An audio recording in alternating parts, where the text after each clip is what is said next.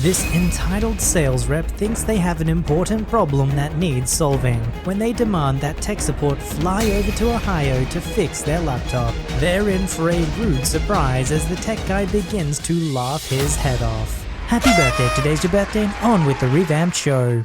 This happened last week. Well, the trip did. This situation has been going on for over 3 months. I work for a large company and we have sales reps all over the country. I'm the product owner systems owner for a lot of the tools and technology that our salespeople use. I'm not technically in technology, but I have a development background, so end up getting involved in protecting a lot of our IT staff from stupidity. Anyway, one of our long-term sales reps, who is based in the middle of nowhere in Ohio, a 2-hour drive from Columbus Airport, called in to tech support about 3 months ago stating that her laptop wasn't working. We had our annual sales meeting in June, so we told her to bring the laptop with her, as we always bring some of the IT folk for stuff like this. She brings the laptop and IT lead notices battery is dead, so charges it up and turns on fine. We tell sales rep, she confirms it's working now, and we thought it was a fluke, or maybe a bad charger, so we gave her a spare charger. The week after the sales meeting, she emails and calls us to say that the issue is back. Her laptop won't turn on, and she charged it all night with the new charger. We start thinking something could be wrong, so we order her a replacement, send it out, and send her a box to send her laptop back in. She confirms replacement is working, and we received her laptop, charged it up, and it worked fine. So we ended up testing and reissuing it to someone else who didn't have any issues. A few days go by, and sales rep calls in again and tells us the same issue with her laptop. It's not turning on. We ran through troubleshooting and our IT lead did a FaceTime call with her, and she was completely belligerent at this point, yelling at our IT staff and my manager, who is the CIO of our division. We ended up sending her multiple replacements, and they would consistently stop working after about 3 days. She sent an email to our C-level executives complaining about me and the IT staff that we keep sending her broken computers and don't understand laptops, and that she wants one of us to come to her hometown as soon as possible. Otherwise, she's entertaining offers from competitors.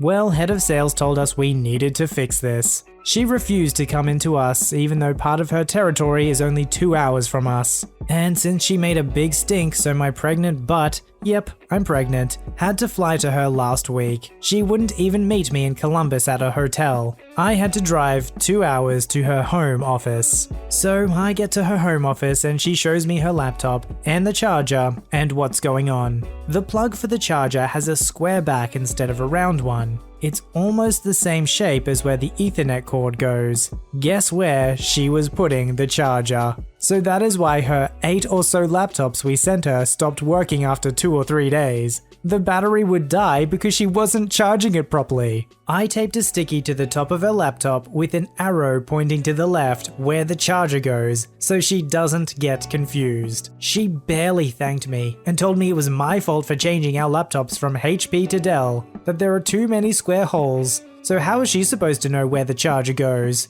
I didn't make that call, by the way. Our parent company did, because they had a better lease agreement. And to make matters worse, when I got there, she said to me, "Oh, you look puffy. Have you gained weight?" No, I'm pregnant, but I'm not pregnant enough to really tell anyone yet, and that's why I'm puffy, you jerk. I obviously didn't say that, but I told her it was from the flight and the 2-hour drive from the airport. She is a jerk. I feel like for tech support, majority of their time is not spent on the most complex problems. It's solving all the simple problems that stupid people don't know how to fix themselves. Like maybe putting the power cable in the right place in the laptop? There I was, a fresh-faced 22-year-old newbie to the world of IT support. I was 1 month into my new job, supporting post offices up and down the UK in Fujitsu, and yet to experience any downright stupidity when an old girl from the West Country, we will call Doris, called through complaining that her only till wasn't working. After trying to diagnose what "it isn't working" means for around 10 to 15 minutes, I gathered that the PC unit wasn't powered on. I was frustrated that such a trivial problem took so long to diagnose, but it ought to be plain sailing from here. 90 minutes of trying to describe what the base unit looked like. where it was positioned, and so on, began to suggest that the freaking thing wasn't there. Doris was absolutely insistent that nothing that was about 6 inches wide, 18 inches tall, and made of black metal or plastic with several small LED lights next to a gold power button existed under her counter. And more so, that she never had one, and that her till was just the monitor and the keyboard were all she'd ever had. Just as I was about to give up on life, this exchange happened. You know, I think I can see this small black thingy you're talking about, my love. Fantastic. Can you just see if there's any lights on? Or if not, see what happens when you press the power button, please. Oh, I'm sorry. There were definitely no lights on this box. Just a silver button in the middle. I wasn't aware of any units with silver power buttons, but perhaps this was an older unit? It could be difficult to see the lights under the counter if the unit is off. Are you able to press the button? No dear, it doesn't press in. It doesn't press in? Is it stuck? Does it look like it should press in? It doesn't press in, it's sticking out. It's sticking out? Does it look physically damaged? No. It looks like it's supposed to be like that. At this point, I'm completely stumped. There's no tech there matching Doris's description of this box. There are numbers. Sorry, numbers? Where are they? On the silver thing. Penny drops. Okay, it sounds like you're describing your safe. Yes, it's where I put my money. The safe has a computer. Your safe has a computer. Yes, the safe has a computer. Is it on? It doesn't appear to be, my love. Could you turn it on for me, please? Yes, okay, one moment. Phone goes down. I hear some mumbling and the unmistakable whir, then triple beep of the old Dell crapbox booting. Well, I'll be, that's done it. My monitor is coming on. Through fits of laughter and tears. Yes, madam, that's the base unit for Till 1. Oh, I'm ever so sorry. I feel like a right wally. Yep, Doris, that's because you are. For those who had to transition from tills that were just mechanical to ones that were run by a computer, it's actually a little bit scary if you think about it. It used to just be, put in the key or whatever and it'd open up, and you have access to the money, you can process all the sales. If you were older and you didn't really understand how computers worked, and now all of a sudden to actually run your business and exchange money with your customers, you have to have a computer running, it'd be pretty daunting. However, most of the time it seems like if you just know how to turn on the device, then you're probably good to go.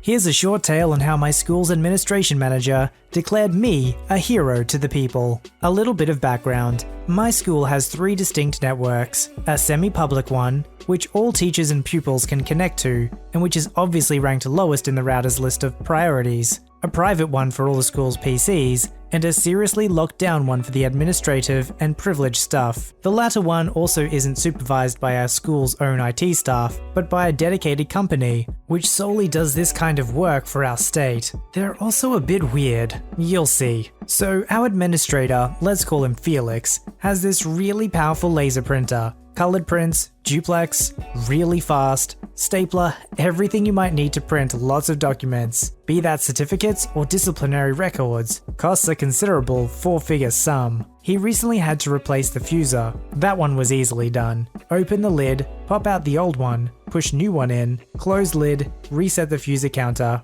It was the last step where we hit a small snag. The menu in which to reset the counter was password protected. The company, in its undecipherable wisdom, had decided that because the printer was connected to the administrative network, that all its features needed to be locked down, hence the password. I'm not precisely sure what havoc the maintenance menu could wreak on the network, but hey. And yes, maintenance menu. This printer also had a separate configuration menu, protected by a different password. Off to the support hotline he went to answer the riddles 3, promptly to be thrown into the abyss. You'll see I kind of need this password. You cannot handle the password. For some reason, this then resulted in a 3-month standoff, after which the company could finally be persuaded to dispatch a technician. Come the day of his arrival. Good morning. Can you help me with this password issue? You cannot handle the password. Yeah, I kind of figured that out by now. That's why you are here after all, right? I am not allowed to know the password either. Felix twitches. Yeah, the rest of the meeting went equally well. The proposed solution was thus: buy a new printer. Remember the 4-figure cost? that would come out of our budget and scrap the old one because it had been contaminated by secrets. Needless to say, Felix didn't think much of that solution, and that's when he approached me. And the rest of the story is somewhat anticlimactic. I had a look at the printer and it definitely had a bit more computing power in there than your usual $30 printer from Walmart. In a flash of inspiration, I also remembered that most devices have some hardware capability of resetting stuff to factory settings. A quick Google search yielded a video on YouTube how to do just that for this exact model of printer. You can find tutorial videos for the most insanely off-track devices on there. Now if those guys could just reduce their waffling for 10 minutes down to the actual 30 seconds of relevant stuff. 1 minute with a screwdriver and a change of position for a jumper, and presto. No more password. And yes, the default configuration works just fine too. It was then that I received my title of Hero to the People for about 1 day, after which had to talk to my principal who for some weird reason is not that keen on new and exciting blotches of color on the ceiling. I'm also a chemistry teacher.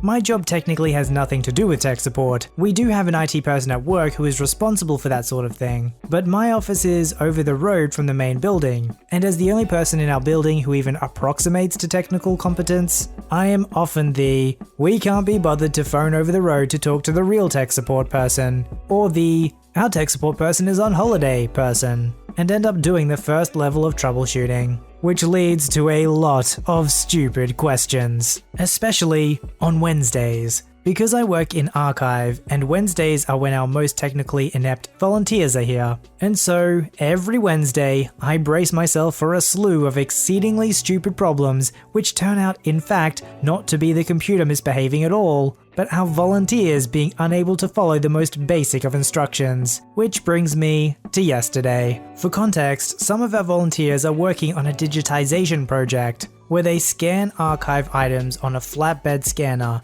and add metadata to the resulting file so they can be searched for. So yesterday, my favorite volunteer came into my office to tell me that there was a problem with one of the photographs that had been scanned. Okay, I said, what's the problem? The problem is that it had been saved with the wrong file name. Okay, that's easy enough to fix, so I changed the file name. Next step, ask volunteer to make sure that the label for the physical photograph records the correct file name, rather than the file name that it was incorrectly originally saved as. Well, I didn't scan it. Okay, but it was meant to be in the box that you were working on. So we looked through the box and sure enough, it's not there. Okay, wonderful, brilliant. So volunteer leaves the box that they were working on with me, and leaves as they need to go. I double check the box. Photo definitely still not there. I check volunteer's other box. Photo not there either. Okay, fine, great. So I check the digital version of the photo for clues. It was scanned last week, on the day that our problem volunteer was in the folder that they work in.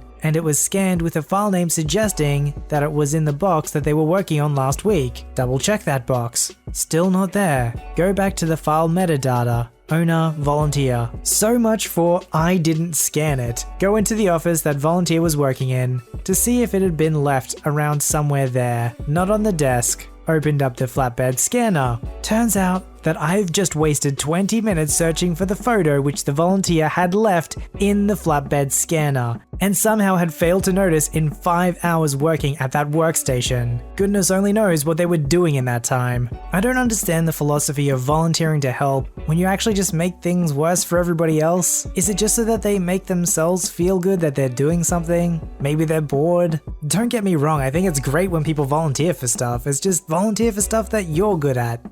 Is Turbo there? A quivering voice asked from outside the workroom. Recognizing the call to action, I took a final sip of my tech fuel, coffee to you non-techs, and turned my face to the latest user in distress. Sure, what's the problem? I asked, not realizing that I was about to test my tech knowledge to the limit. The thingy's broken, the small, unsuspecting student replied. Eyeing my victim, my many years of experience told me that the lack of computer upon their person inevitably meant that the offending device was in their classroom, and the child had been sent to escort me to the location. Lead the way, I replied.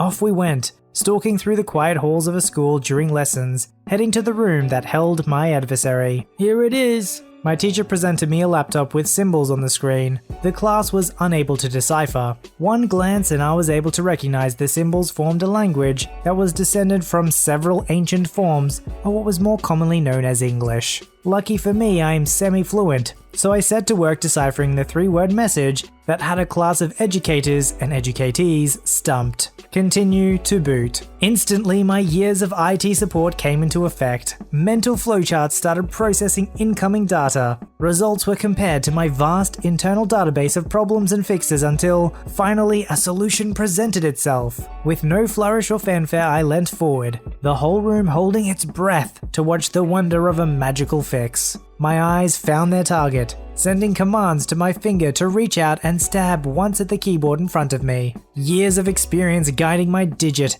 as it descended to one key in particular, an arrow point to the left with a little upwards tail. My Herculean task complete. The laptop continued to boot and the logon screen soon appeared. My job done, I wandered back to my lair, safe in the knowledge that I had more than earned my pay for the day. Success. And that just about sums it up, doesn't it? I think if they worked really hard, they would have been able to work out how to fix the problem themselves. But it's almost like because there's IT, well, let's just get IT involved so they can press the enter key. Wonderful.